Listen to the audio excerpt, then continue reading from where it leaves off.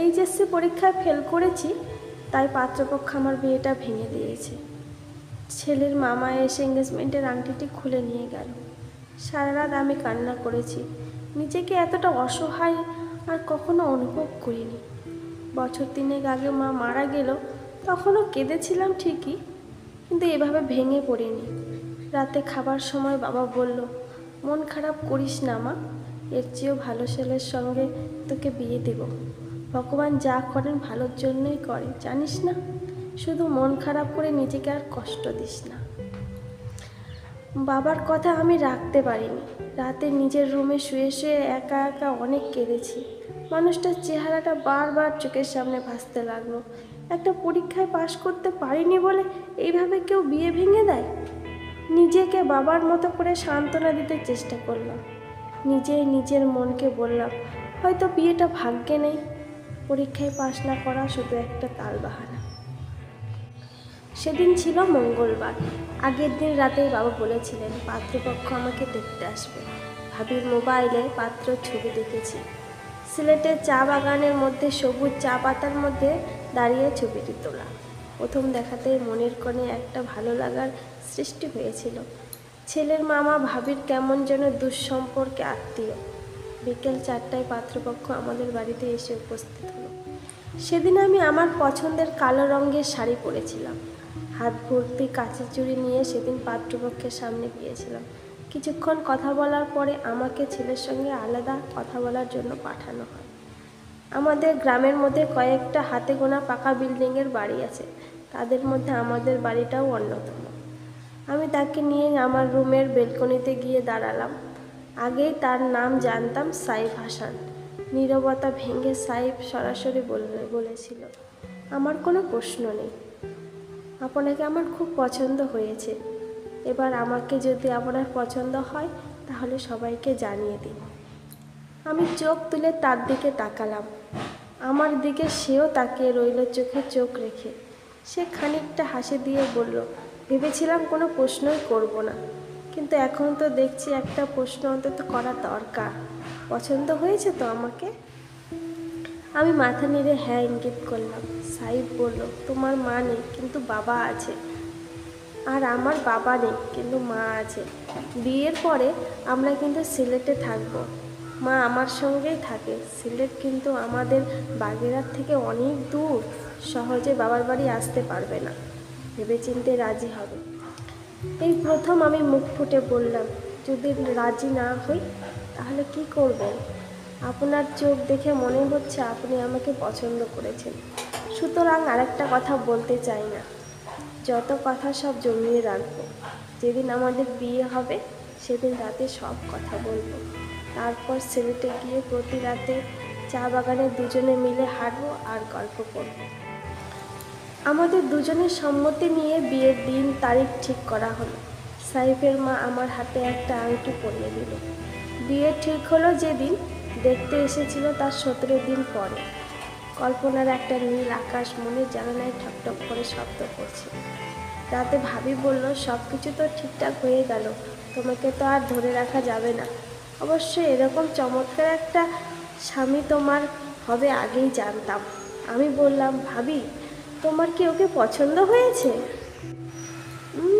সব কিছু তো ঠিক আছে, তবে সবসময় বসে বসে চা বাগানের ম্যানেজারই করে, তাই পেটের ভুঁড়িটা একটু বেড়েছে।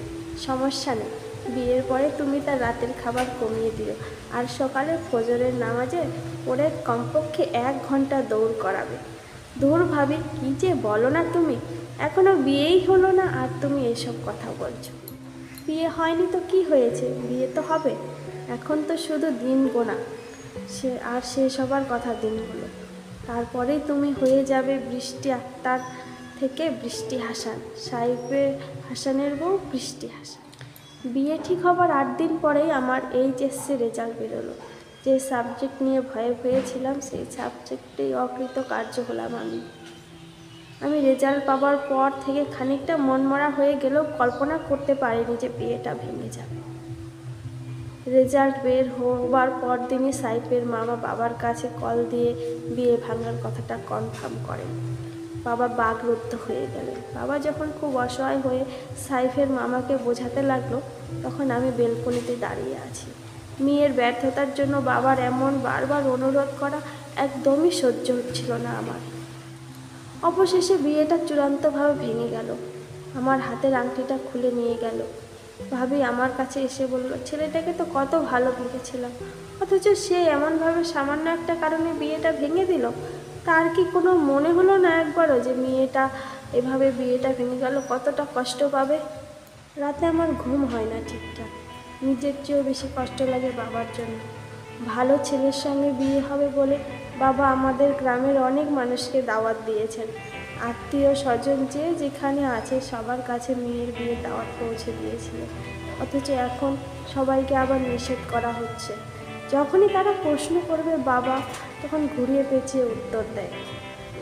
কিন্তু সব কিছু শুনে তাদের একটাই কথা, মেয়ে ফেল করেছে বলে বিয়েটা ভেঙে গেছে। সাইফের কোনো মোবাইল নাম্বার আমার কাছে ছিল না। সে নিজেই বলেছিল আমাদের পরবর্তী কথা হবে বাসর ঘরে, সেই জন্য তার কোনো মোবাইল নাম্বার আমি চাইনি। চেষ্টা করলে হয়তো নাম্বার জোগাড় করে কল দিয়ে কথা বলতে পারতাম, জিজ্ঞেস করতে পারতাম। একটা গ্রাম্য সহজ সরল মেয়ের মনের আশার প্রদীপ জেলে সেটা এক নিমেষে নিভিয়ে কীভাবে দিল। নাম্বার নেওয়া হয়নি, তাই কথাও হয়নি। ভাইয়া আমাদের পাশের গ্রামের প্রাইমারি স্কুলের সহকারী শিক্ষক হিসেবে কর্মরত, তাই ভাবি আর ভাইয়া বাড়িতেই থাকে। গ্রামের স্থানীয় বাজারের দোকান ছিল বলে বাবাও বাড়িতে থাকে। কিন্তু বিয়ে ভেঙে যাবার মাসখানেক পরে আমি ঢাকায় ফুপুর বাসায় চলে গেলাম। গ্রামে ভালো লাগে না। মাস শেষে বাবা টাকা দিয়ে পাঠাতেন, মন চাইলে ঢাকা থেকে গ্রামের বাড়ি চলে আসতাম। বেশ ভালোই কাটছিল দিনগুলো। 5 মাস পার হয়ে গেছে। ঢাকা থেকে বাসে করে বাগেরহাট থেকে রওনা দিলাম। বাস কোম্পানির সবগুলো বাস একটা নির্দিষ্ট ফিলিং স্টেশনে যাত্রা বিরতি দিয়ে থাকে।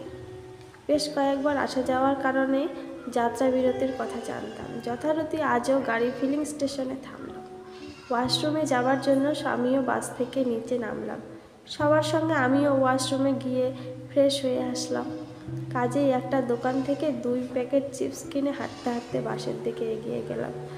বাসে ওঠার আগেই কেউ যেন পেছন থেকে ডাকলো, বৃষ্টি শুনুন। পিছনে ফিরে তাকালাম। বহুদিন পর আবারও অবাক হয়ে গেলাম। নাম ধরে সম্বোধন করা মানুষটার নাম সাইফ হাসান। সেই একই রকম দেখতে, চেহারার কোনো পরিবর্তন নেই। আমি কিছু বলার আগেই সাইফ বলল, কেমন আছেন, একটু কথা বলতে পারি? কিছু কঠিন কথা কি বলা উচিত? হ্যাঁ, অবশ্যই বলা দরকার। সে যে কাজটা করেছে তাতে আমার কিছু কথা বলা ঠিক হবে, কিন্তু আমার মুখ দিয়ে তেমন কিছু বেরোলো না। জি বলেন, একটু তাড়াতাড়ি বলবেন, কারণ আমার বাস এখনই ছেড়ে দিবে। শুধু একটা প্রশ্ন করতে চাই, বিয়ে সব কিছু ঠিকঠাক হবার পর আপনি কেন বিয়েটা ভেঙে দিলেন? সাইফের এমন প্রশ্ন শুনে আশ্চর্য হয়ে তাকিয়ে রইলাম। লোকটা বলে কি আমি নাকি বিয়েটা ভেঙেছি?